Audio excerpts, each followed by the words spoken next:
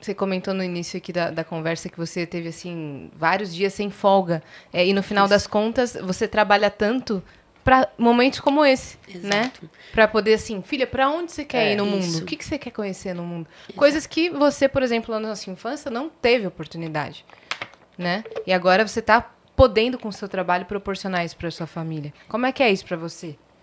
Eu sinto que eu ainda tô conquistando meu espaço, né? Assim, com muita garra.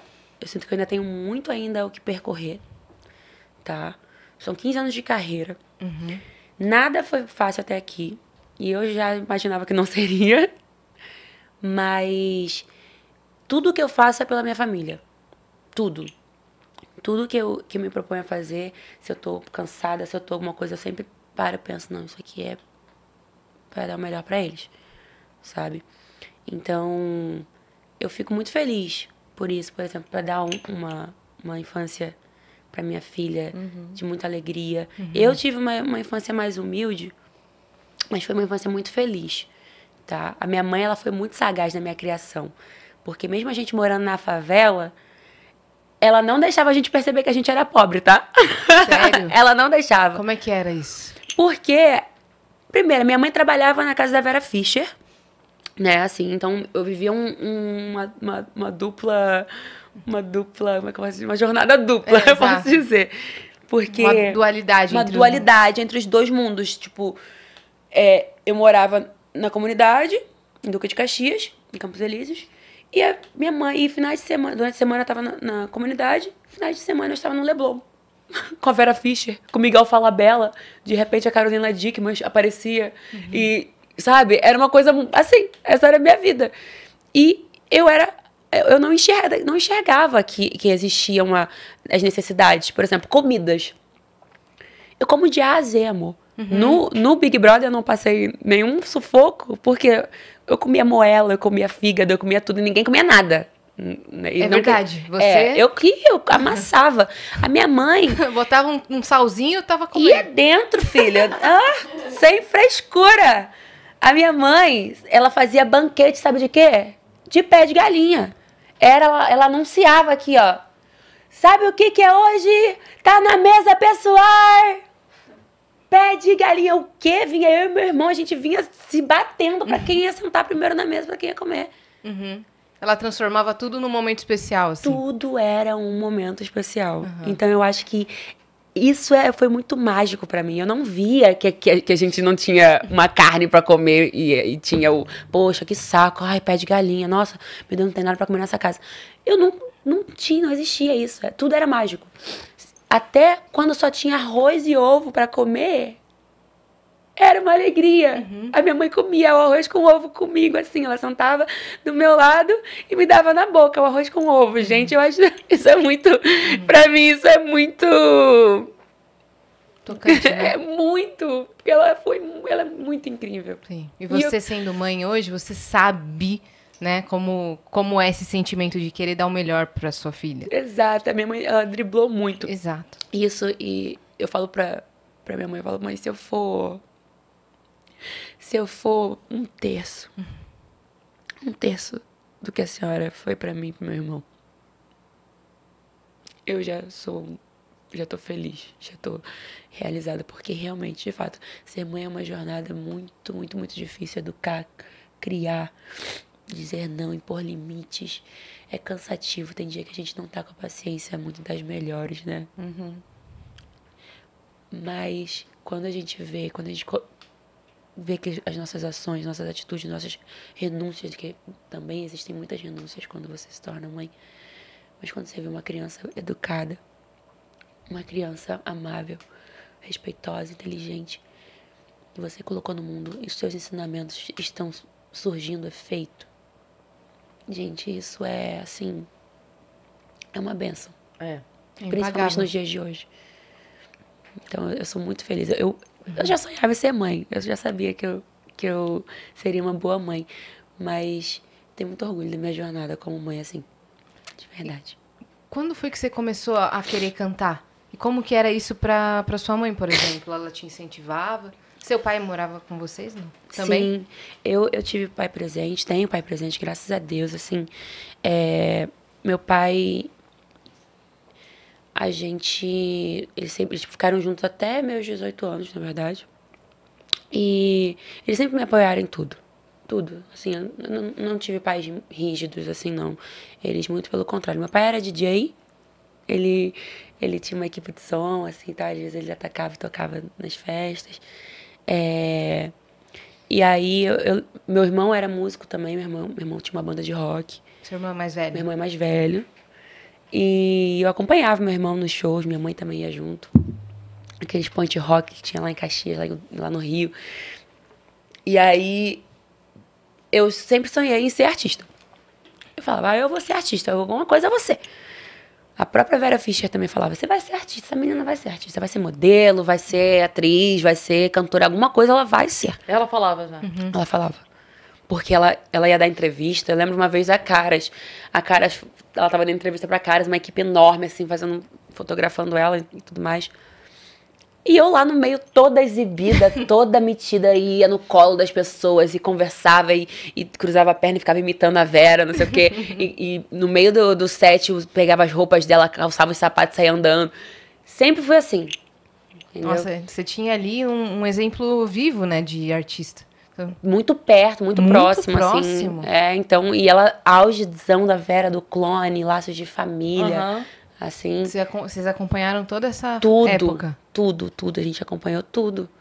Então, eu vi muito de perto, assim, a Vera é uma deusa mesmo, assim, ela, dentro de casa, ela é aquilo ali. Não tem essas mulheres da novela que acordam, que elas desfilam pela casa, assim. Com seu roupão? Ela tem essa energia real, assim, de... Ela é a Helena. Ela é a Helena! Ela é a Helena. Ela é a Helena. Então, assim, eu tive muito apoio. A pessoa que acorda e começa... Abriu o olho e a trilha sonora começa. Assim, ela morava no Leblon também. Então, ela é a Helena. É ela toda. Helena. O que você aprendeu com ela? O que você tirou de lição de crescer, assim, vendo a Vera? Cara, ela é muito... Eu sempre achei a Vera muito inteligente. Ela é inteligentíssima. Ela lê muito. Ela é muito antenada. Ela é atriz, né? Óbvio. Eu lembro que ela tava sempre em movimento. Eu não via a Vera parada. Quando ela estava parada, ela estava ou lendo livro, ou ela estava assistindo filmes, estudando, né? Porque ela dirigia também filmes. Ela fez alguns filmes trashes, assim, com a gente lá e tal. Eu sou louca para ter acesso a esses filmes. Isso que deve ter de pérola ali, porque tinha até um filme que se chamava A Menina Morta, e quem era a protagonista era eu. Você? Eram uns filmes bem trash mesmo, assim, mas era muito divertido, porque ela se empenhava, ela contratava a equipe de filmagem de tudo, gelo seco lá. Era muito legal, era muito divertido. Mas eu via isso, que ela estava sempre em movimento. Ou ela estava rodando com uma peça pelo mundo, ou ela estava... Produzindo já algo. Ela estava sempre em movimento. Estudando para um teste, qualquer coisa assim. Sim, e ela sempre tinha tempo pro filho dela. Sempre, sabe? A minha mãe, ela foi babá tanto da Rafaela quanto do Gabriel. Então eu vi isso também, ela ser mãe também, mesmo sendo a top das tops do Brasil ali, e ela ainda tinha tempo para ser mãe, sabe? Então por isso que eu acho que dá para conciliar, é difícil, vai ser dobrado, mas isso é uma coisa que me motivou muito também, que eu falei, se a Vera consegue, eu consigo também. E se sua mãe também conseguiu? Se a minha mãe também conseguiu, eu consigo também. Você teve esses exemplos? Sim, total. A diferença é isso. A minha mãe, ela tinha um trabalho, né, assim, de doméstica, e a Vera era artista. Então, eu achava que a possibilidade de ser artista não me anularia como mãe, entendeu? Entendi. Aí, minha visão era mais ou menos nessa situação. Sim. Mas, duas mulheres que eu admiro muito, que sempre foram um símbolo de independência, né, que as duas sempre foram muito independentes, e elas me trouxeram a visão e inspiração para minha vida, para eu ser quem eu sou hoje. É uma preocupação mesmo, né? Porque a vida... todo o trabalho é pesado, por isso é trabalho, não é lazer. Não Exato. estamos comparando isso aqui. Mas quando a pessoa tem um horário de entrada e um horário de saída, eu me programo, então eu entro aqui, saio, pego na escola ou pego em algum lugar, tá, nananana.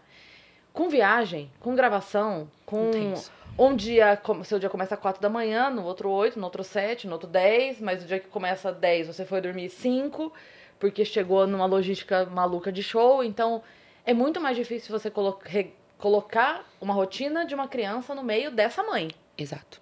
É outra coisa, ninguém tá, né? Porque é óbvio que é difícil, por isso que eu falei, não é pra comparar os difíceis, é óbvio que a gente Sim. sabe que tem mães que levam 4 horas pra chegar no local de trabalho, mais 4 horas pra voltar pra casa. Não tô querendo comparar a intensidade dos difíceis, só tô Sim. dizendo que é um difícil diferente, É. porque não tem uma rotina. É. Não tem como você falar, não, olha lá. Ah, que fofa. É a divulgação do arraiado É a divulgação do meu há pouco. arraiá. Isso aí ela fazia muita festa junina, né, no sítio dela. E aí ela foi e me colocou com a roupinha igual a dela. Que linda. E era assim, ela via, olha, Vivi, comprei pra você o vestidinho, não sei o quê. Ah, meu Deus. Ela me montava igual uma bonequinha. Todo lugar que ela ia, ela sempre trazia alguma coisa pra mim, uma E você roupa, sempre foi linda, né? bonecas. Ai, obrigada. Ela foi uma fada madrinha na minha vida, gente. Ela foi muito, assim, muito, muito incrível, muito importante na minha trajetória. Que legal Que essa linda. relação, né? Que Demais. fica de exemplo também, porque a gente ouve cada absurdo, cada coisa, Sim. né? Exato. E olha, ela Que, conseguiu ver. que não pode sentar em tal lugar, É, não pode usar tal utensílio. É, Tem várias tem um histórias copo terríveis. que é só seu, tem né? Umas coisas que. Não, enfim. ela tratava a gente, porque ia eu e meu irmão, né, pra casa dela. Todo final de semana, assim. E aí a gente ficava tanto na casa dela no Leblon, Uhum. quanto no sítio. Ela tinha um sítio, assim, enorme, lindo. Passamos nossa infância toda lá. E ela tratava todo mundo de igual para igual.